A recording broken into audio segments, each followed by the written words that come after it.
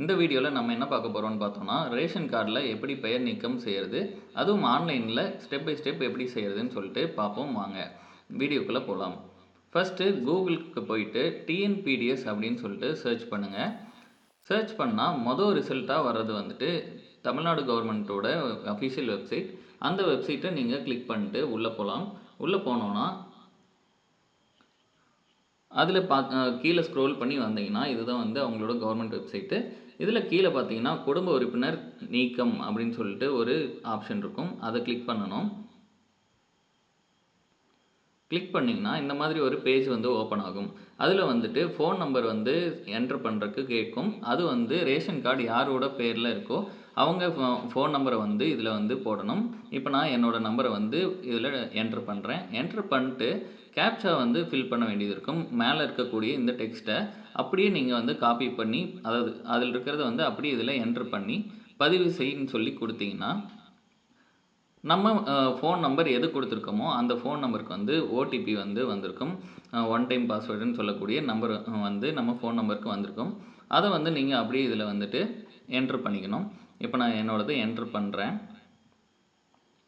Enter பண்ணிட்டு பதிவு செய்யன்னு சொல்லி கொடுத்தீங்கன்னா அந்த அப்ளிகேஷன் வந்து ஓப்பன் ஆயிரும். நம்ம அதில் போயிட்டு நம்மளோட பெயர் நீக்கம் யாரோடது பண்ணணுமோ அதை வந்து நீக்கம் செஞ்சுக்கலாம். நம்மளோட டீட்டெயில்ஸ் வந்துடும். அதுதான் கரெக்டானு நீங்கள் செக் பண்ணிக்கிட்டு நீங்கள் அந்த இதுக்கான என்ன சேவை தேவையோ அதை வந்து செலக்ட் பண்ணிக்கணும். நான் இங்கே வந்து குடும்ப உறுப்பினர் நீக்க அப்படின்னு சொல்லிட்டு செலக்ட் பண்ணிக்கிட்டேன்.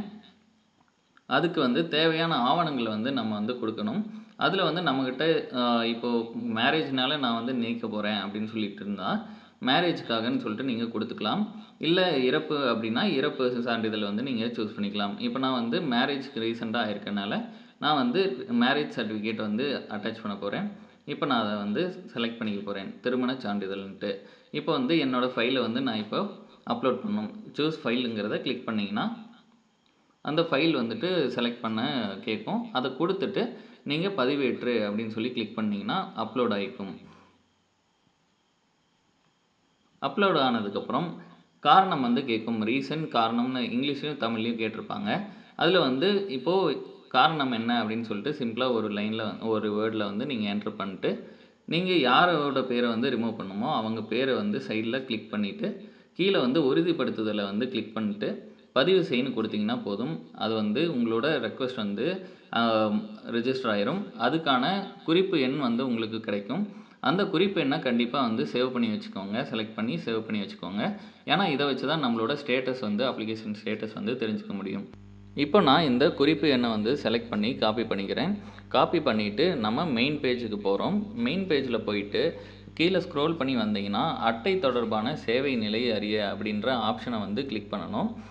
அதை நான் இப்போ கிளிக் பண்ணதும் வந்துட்டு ஒரு டைலாக் பாக்ஸ் வந்து ஓப்பன் ஆகும். அந்த டைலாக் பாக்ஸில் குறிப்பு எண் வந்து கேட்கும்.